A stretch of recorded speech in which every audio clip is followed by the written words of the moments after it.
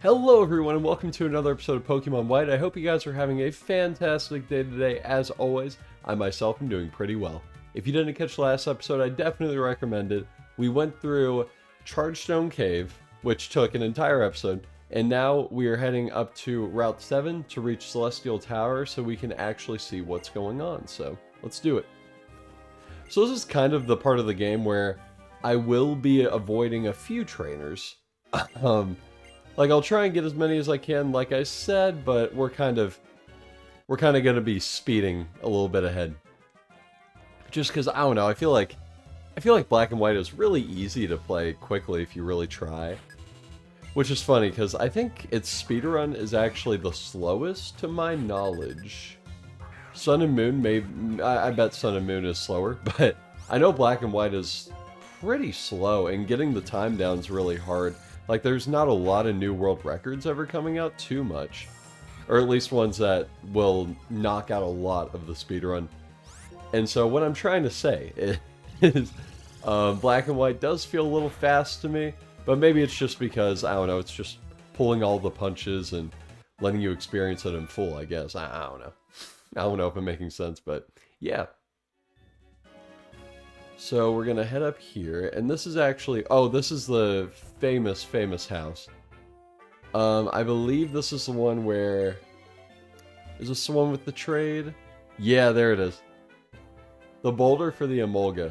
And if I'm pretty sure, okay, it's not like the one in Gen 4 where they trade you a Haunter with an Everstone.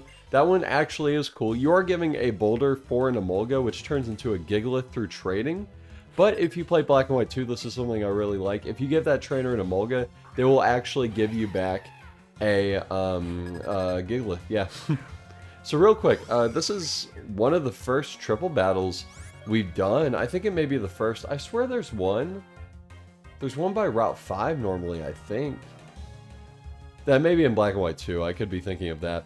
But yeah, this is our first triple battle. This was something that was really big in Gen 5. Maybe because it's a powerful game that can run a lot of things. I don't know. But it is really cool to do, and I enjoy triple battles quite a bit.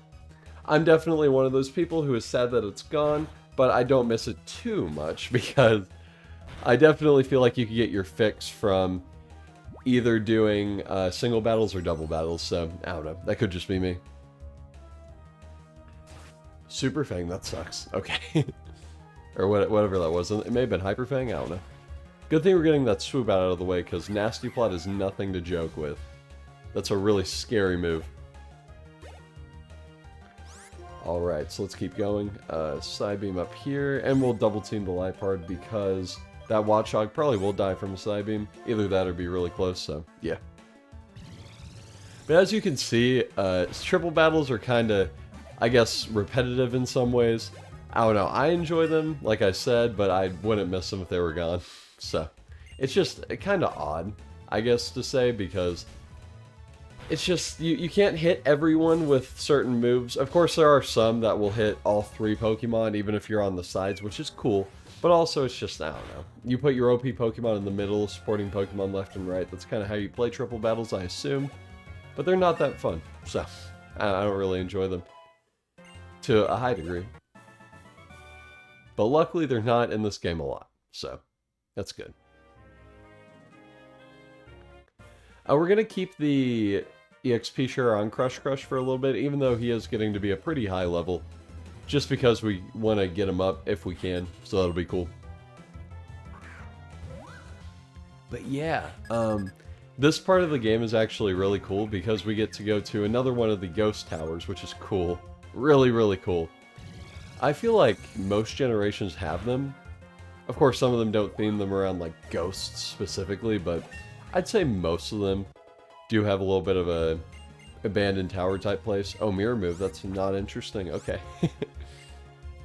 But I like this one just because at the top there's a tower, and I actually have a funny story about this tower. Excuse me. So, back in the day when I was a wee lad, I remember I was on my dad's phone or iPad, I forget which one it was, and I was looking up YouTube. And we were at one of his friend's house, I think, and I remember specifically, I saw a video where someone went up to the Celestial Tower, rung the bell like 3 to 5 times, and then went down the stairs and found a wild Ho-Oh, and I was like, you're kidding me. And of course it was post-game, and to me, no, well, I think I knew at that time that Pokemon games did have a lot of secrets, so I think to me, I was thinking, okay, there's got to be something, right? Because there can't just be nothing up here, which, spoilers, there kind of is nothing at the top of Celestial Tower. For the... Oh, wow. Critical hit. That sucks. But yeah, I remember thinking, that makes sense. And so, going up there, I just remember doing the bell over and over again, going down, it would never happen, and I'd keep doing that over and over. And I never got a freaking Ho-Oh. Which is kind of weird. I don't get why Gen 5 didn't try and do something with a lot of the past legendaries, like Ho-Oh and Lugia, for example, but at least trading from the DS game is really easy. And maybe that is what Nintendo was thinking.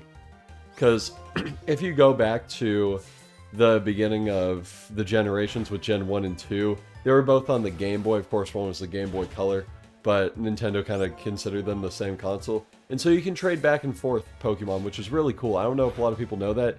You can trade Generation 1 Pokemon from Gold and Silver to Red and Blue, which is really cool. But anyways, I think that since Game Freak had their first games that were on the same console, they probably thought, okay, we can kind of connect these a lot, and we don't really need to put a lot of the starter and legendary Pokemon in these games, but it would have been nice, but I guess they just didn't, so that does suck, but we live. I mean, Heart Gold, Soul Silver, Diamond, Pearl, Platinum, those are games where you can get, I think, every Pokemon, except the Regis, which is always weird. You need an event to get the Regis in Diamond, Pearl, Platinum, maybe just Platinum, I forget. That was always odd to me. You needed to trade those from the GBA. Because my strategy guide as a kid for Black and White, which showed you how to get the Pokemon in Gen 4, there was one section that said from Generation 3, and it literally just showed the Regis, and I was like, that's so weird. Why couldn't they have just added them? Ooh, Axew's a cool Pokemon. I love Axew. I've never actually used a Haxorus. It's a really interesting Pokemon. But sadly, it's not a pseudo-legendary, which I think would be really cool. Haxorus, wow. I forgot how strong that thing was. Haxorus could definitely be a pseudo-legendary, but its stats just aren't that big, I guess, so that sucks. We actually do get Stab on Metal Claw now, which is cool to think about. And I looked it up on the moveset because I was really curious, and it looks like Iron Head will not be able to be learned in Black and White on our Excadrill, which does suck. It's a move tutor move in Black and White 2, but unless we trade that Pokemon over and try and get those moves, which I doubt we'll do, then these are the moves we're kind of... Well, that's the Steel-type move we got, so... Still does a decent amount of damage, but nothing spectacular. And if I remember correctly, there actually is a doctor here, maybe right up a level or something, I don't know. But Litwick's found here. I've used Chandelure quite a bit. Fun Pokemon, for sure. It's one of the ones from Gen 5 that I hear a lot of people talking about. It's really beloved, which I adore, because Chandelure and Lantern are both super cool Pokemon that deserve love. This will be a part, just like the caves, where there will be a lot of wild encounters just because we're going through this. And we'll probably run into a lot of Litwick, but that's okay. And there's tons of trainers up here, so... Pretty sure it's like 5 or 6 floors. And the top's just the bell, so... It's cool, but it is a little bit inconvenient, so... No matters, though. No worries, no worries. This Pokemon right here, though, Elgyem, I love Elgyem for some reason. I don't know why. I always thought its design was super cool, and I think it's definitely an overshadowed Pokemon that deserves a lot more love. That is one that I would definitely like to use sometime. It's a weird Pokemon, though. It doesn't really have much going for it. Like, I know its special attack is super high, but it's really slow. It knows some cool moves like Psychic, Shadow Ball, Thunderbolt. It learns Meteor Beam eventually when that's added, which is really cool. That's the Rock-type move that takes 2 turns to charge but boosts your special attack. It's super cool. I would not mind using that one at all. Oh, attack boost. Sick. Yeah, I don't know if I've said it, but Metal Claw does have a chance to boost your attack, which is always nice. I like when those low power moves just have those extra benefits to use them. Because there are some that are pretty easy to interchange. Like, for example, on any fire-type Pokemon that can learn Lava Plume versus Flamethrower, a lot of times I will go for Lava Plume just for that extra burn chance, which is really cool. So, that's something I always like to do. Which, a few episodes ago, I talked about moves that had bad animations in Gen 5. I don't like Reflect and Light Screens animations. I like when they make, like, real screens, you know? But these just seem like little squares that I don't care about, so... It's just weird. Also, an item that always confused me was the Cleanse tag.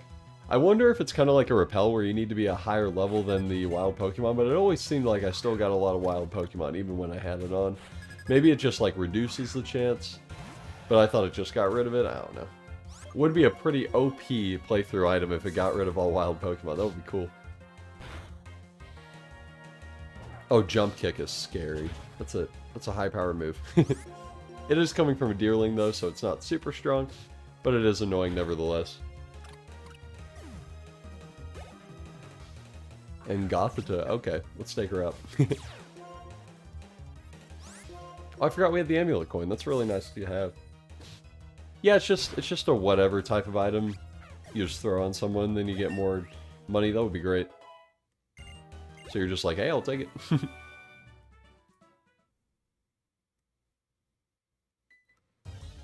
Yeah, I'll probably end up using repels. This is kind of annoying. Which, I don't love using repels, because, of course, the wild encounters aren't terrible, but I also do like that small chance of getting a shiny, of course. That's just how I think. I'm like, oh, if I use a repel, I won't get a shiny here. Then I never get a shiny ever. Oh, I thought about this yesterday, speaking of shinies. In every Pokemon playthrough I do, I really, really, really would love to do at least like 1 or 2, however many streams it takes, to get a shiny Pokemon in every game I play. I think that would be sick. So I know Gen 5 has a few areas with super high encounters for Pokemon, or super high diversity for Pokemon encounters, I should say. And I've been thinking about it. And Gen 5 is a really good one to do because we can contain it to just Gen 5 Pokemon. So, I mean, of course, it's pretty easy to go on a route that has a shiny that you don't already have in your game. And of course, like, my personal shinies, we can repeat them because these are, like, kind of locked to our playthroughs, so that's okay. But that's something I want to do. I'm going to do a black and white stream where I try and find a shiny for who knows how many hours. And I don't even know if I'm going to Masuda method. I haven't thought about it. Because Gen 5, in case you don't know the shiny hunting methods, nowadays there's a ton. But back in the day when we played these games, the only thing you had was the Masuda method, which, let's face it, you didn't really know that much about and didn't care to learn because it sounded really complicated. You have to trade with someone from another country? What is that? And of course, nowadays that is pretty impossible on a normal DS, but luckily I have a Super DS, so... to be frank, though, I wouldn't like to hack in Pokemon, so that's probably why I won't do the Masuda method. It would be easy to get a Japanese or something ditto from just hack it in, but I really don't want to do that, so we'll probably just random encounter it, which is more fun in my opinion. And plus, what I was going to say a little bit ago was Gen 4 was the generation that introduced the Masuda method, which is the first kind of legitimate, intentional way to lower shiny odds, other than the Gen 2 debacle, which is crazy. But it's not even that useful in Gen 2, it takes forever. In case you don't know what I mean, if you breed a shiny Pokemon with a normal Pokemon, it has a 1 in 64 chance of producing a shiny Pokemon, which is cool. But keep in mind, if you get a shiny Gyarados in Gen 2, which you will get free, make sure it's male, because if not, you'll just have shiny Magikarps for the rest of your life. That's something I did with a mistake, but I made that mistake. It was terrible. But Gen 4 introduced the Masuda method, which cuts down the chances, I think, by 1. It makes it, instead of 1 chance, it's like 5 chances in ever how many encounters you have, which is really cool. but it's also kind of boring. So, and biking through grass is a lot more fun, especially with the Gen 5 double grass, which is something I definitely want to take advantage of. Which, now that I think about it, this is the only game with double grass. That's insane. And hey, we got Will-O-Wisp. It's a decent move to just use, I guess. I'm not going to use it, but I don't know. Was this the generation that introduced Will-O-Wisp? I think it was, now that I think about it. That's crazy to think about, a generation without Will-O-Wisp, because those physical attackers, man, ooh, they're crazy. I've seen a lot of debates online, and I kind of like listening to them a little bit, but they talk about how physical attackers are way more hindered than special attackers, which is always weird, because there are a lot of physical attackers that can kind of go toe-to-toe with special attackers with, like, popularity and stuff. But you think about it, you got Intimidate, Burn. There's a lot more that I can't think of right now because I'm dumb, but I don't know what it is. Maybe there are better moves that go with physical attackers, that may be it. I don't know, I can't really think of anything, but it's pretty crazy. But yeah, physical attackers, they have it bad sometimes. If you're prepared, then keep them away. Do not use them. Actually, on my Wi-Fi battles that I talked about last episode, I have a Rotom Wash that is physically defensive, and it has Will-O-Wisp, and it's one of the best Pokemon that I have on the team. You lead with it, use Volt Switch if it's not a good matchup or anything, it's amazing. Because there's not a lot of grass types out there, and that's the only thing that Rotom Wash is really weak to. And its special defense is nothing to sneeze at either, so you kind of just throw it against anything. But the Celestial Tower, in case you don't know, is kind of boring. I think I said I was looking forward to this, place, but I don't know, it's just kind of eh. But we're still living. It's okay. Calm down, guys. Calm down. I keep telling you, calm down.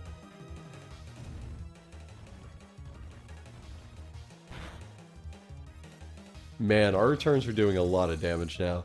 I think we're about 90 power out of 102, which means our Excadrill loves us. So that's really good.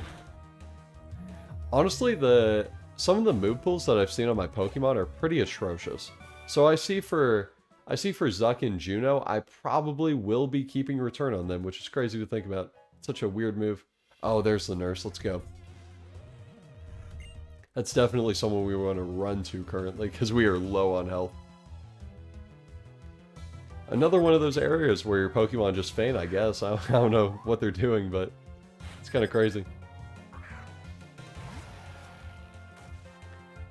And let's dig this Yamask. I dig it. So, I hope you guys are enjoying this series, like I said earlier.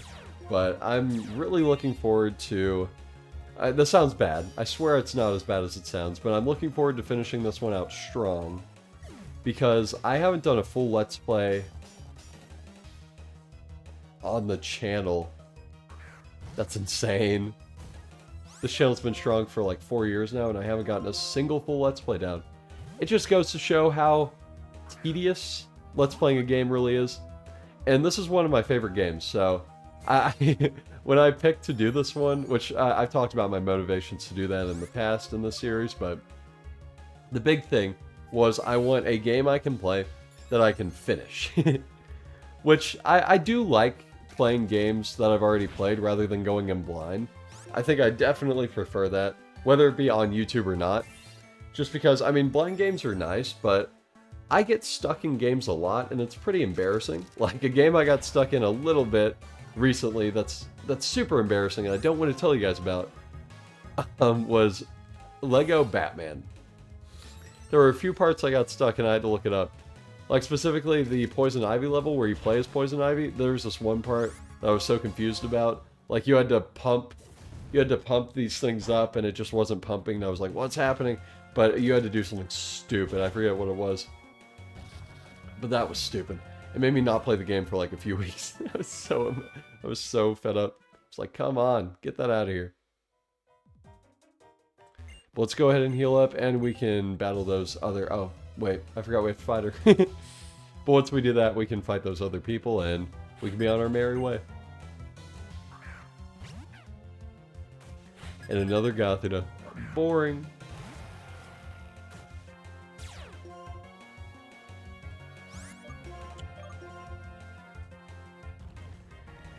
But it's kind of funny. The other playthroughs I did on this channel, I'm pretty sure every game I've played through all the way. Except, okay, confession, I didn't play all the way through Fire Emblem GBA, but I got really close. That was back in high school, actually.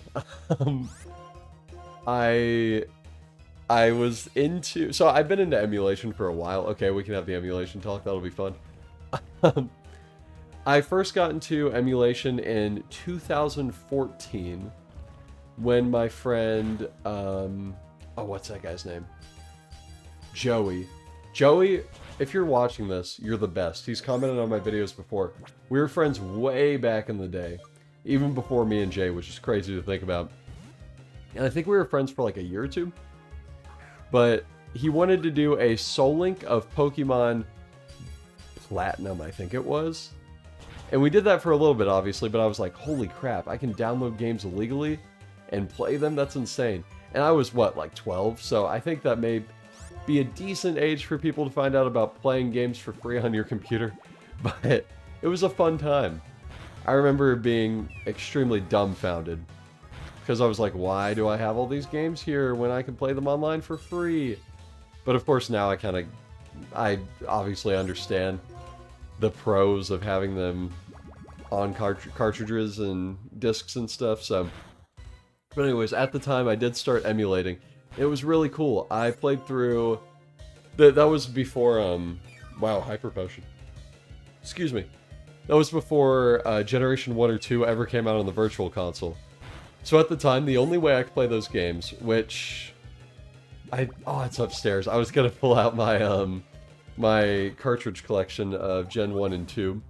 I don't think I have all the games, but I have quite a few. But, yeah. Let me Hyper Potion, actually. I'm scared. But that was the only way I could play Generation 1 and 2 without buying the cartridges, which, of course, if you don't know, Generation 2's cartridges don't work that well anymore because the battery needs to be replaced and clock-based events won't occur, or saving, which is really important in a Pokemon game. So, I think it was either at the time or shortly after, I got a... Oh, it's annoying. I got a cartridge of Pokemon Silver. I think it's Silver. No, it's Gold, actually. Or Crystal. I have Gold and Crystal. I also have Silver, now that I think about it. I think I have all three. Anyways, not important. At the time, I played through Generations 1 and 2 on emulator, which I remember this specifically. I remember, this may have also been Generation 3 in Fire Red Leaf Green, now that I think about it. And maybe even Generation 4, holy crap. I'd actually use the walkthrough walls cheat on a decent amount of it. Because A, I wanted to break the game, and B, I kind of got lost a little bit, which is weird to think about. But those were fun times playing through those games for the first time, man. I enjoyed that so much. It was a blast. And I definitely would recommend, if you guys have never played the actual Generation 1 or Generation 2 games, to go ahead and do it. I would say it's on the 3DS Virtual Console, but surprisingly, that's shut down now, which is still baffling to me. It's been shut down, I think, since March, so it's been about 5 months. That's insane. If you don't have them, mod your 3DS and download them through 3DS titles or whatever it's called, or get an emulator. Pokemon's not really selling those games, so if you don't have them, I definitely recommend getting them illegally. I know it's kind of a gray area, but if they're not giving you a chance to buy them currently, I see no problem with emulating it. And of course, no one's ever gone to jail for emulating. Just steal the games. I mean, come on. It's like, who cares? Of course, I'd kind of not really recommend emulating Switch games, but out of all Nintendo's catalog, that's probably the only one I really wouldn't recommend stealing from. But of course, do it at your own leisure. If it feels bad, don't do it. I think that's a pretty good rule for everyone, so just keep that in mind. But playing through those games, man, I remember it just like it was yesterday. It was so fun. I actually had a really fun Heart Gold Soul Silver team that I played on emulator. I always remember this one. I chose Cyndaquil. I had a Krabby on my team, which was weird. I also think I had like a Miltank and some weird crap. I think I had a Magmar and like a Gengar. It was weird. That was a really fun team. And I don't ever remember emulating Gen 5, funnily enough. Jay and I did try to do a Black 2, White 2 Soul Link one time, but that never really came into fruition. Oh, we're good without curse, actually. We played up until the Castelia Sewers, I think it was, and then we stopped. Just because, no offense, Jay, if you're watching this, you suck. But also, getting Jay and me to play a game that's not like something stupid like Minecraft or Fortnite for an extended period of time takes all of our energy, so that's really hard to do. And I think we kind of just got bored for the most part. It happens. What can you do? Oh, Attract sucks. This is a terrible, terrible move. Oh, it's annoying.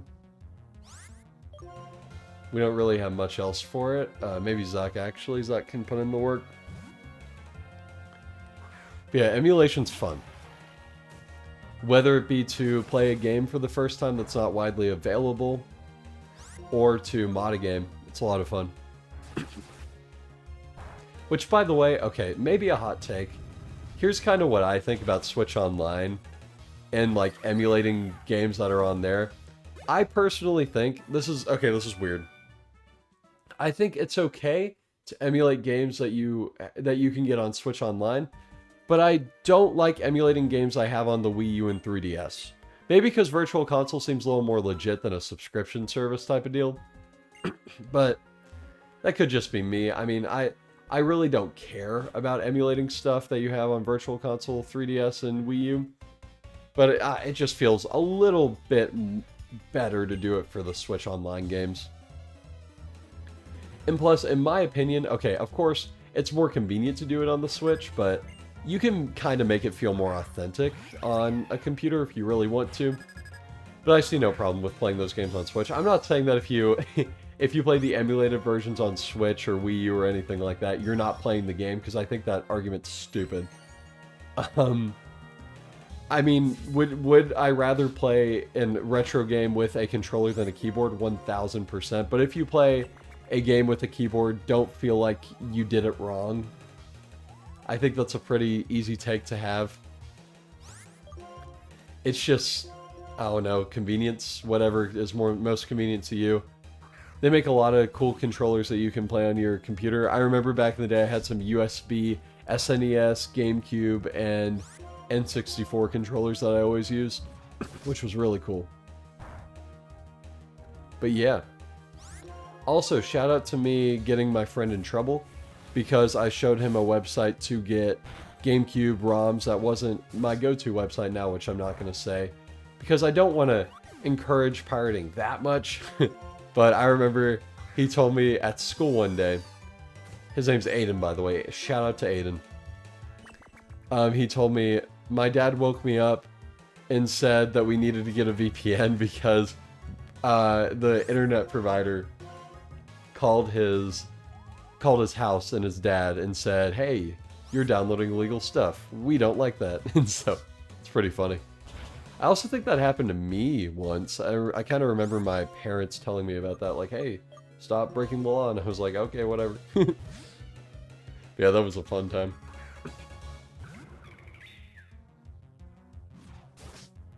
Another air slash, man. This guy's killing me. Swoobat is kind of strong. I think it's mad because I trash talked it in another episode, which I'm sorry, but Swoobat's just not the greatest. I never enjoyed using him. Juno's level 36, which is something I really wanted to do right now.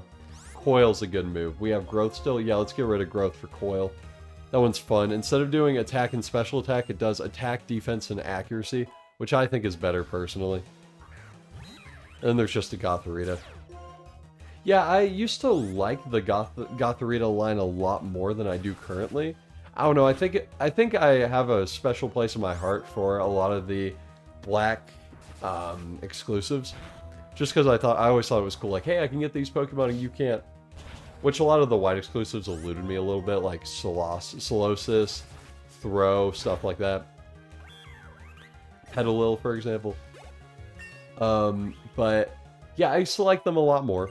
But now I just don't really have any feelings. I don't care. But now we're going to evolve Juno into its final stage, which I'm excited for. It's about time. Such a good Pokemon, too. I feel like a lot of people have more affinity for Superior nowadays than they did back in the day. I mean, contrary. Come on. Contrary. Look at that thing. Oh, it's amazing. I love Superior. I was thinking about this today. I would have been cool with any starter, but I am really happy with our, oh, where's the... I'm really happy with Superior, for sure. Would have been cool with anyone. I think I already said this, but I think the one I wanted the least was Samurott, just because I'm so familiar with it in Gen 5. And there's Shadow Claw. Epic. I actually think Excadrill can learn Shadow Claw, which is interesting. I don't know if I really want to teach it to him. We have a lot of TMs, actually. I haven't checked on our TMs in forever. We don't have a ton of super useful ones, but, you know. Yeah, I don't really want to teach Zuck Shadow Claw. It's not really my type of move currently. Yeah, none of these TMs are ones I really want to teach to my Pokemon. Pretty sure Sigilyph can learn Charge Beam, but I don't really care about that too much, so we'll just ignore it. But yeah, I wanted to heal up our Pokemon without getting swarmed by 1,000 different things, so let's go ahead and do that. And now let's change Juno from the front of our party. And let's give Crush Crush some love, because Crush Crush is going to be our next evolution. And I want to get it leveled up and hopefully evolved before the gym. That would be nice. Like I said, though, the gym number 6 is pretty dang easy. It's probably in the running for the easiest one for sure. But there are some Pokemon you gotta watch out for.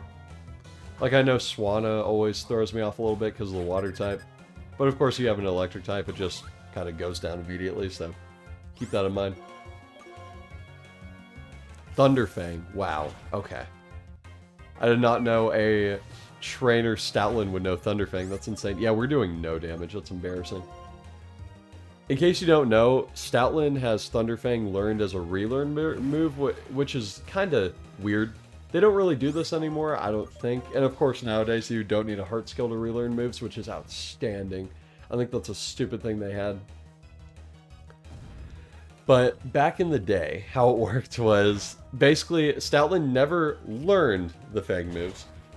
But, oh wow, that's it. Oh wow, that was a hit right there. Jeez, that's insane. But how it works specifically was you went to the move reminder and you could see the Fang moves. Even though you never had the option to learn them through level up, you could teach them at the end once you've evolved, which is always weird. Like Lillipup can't learn them, but Stoutland can. It's just a weird concept that they had. I mean, I think it's kind of cool, but requiring a heart skill, it's like, come on. You need to get 3 of those to learn all the Fang moves. It's annoying. But now let's go up here and see what's up. There she is. Yeah, this is a really cool part for the background. I like it quite a bit. I also think in Black 2 this has more significance, but in the original games, I really don't think there's a lot going for it, so I don't know.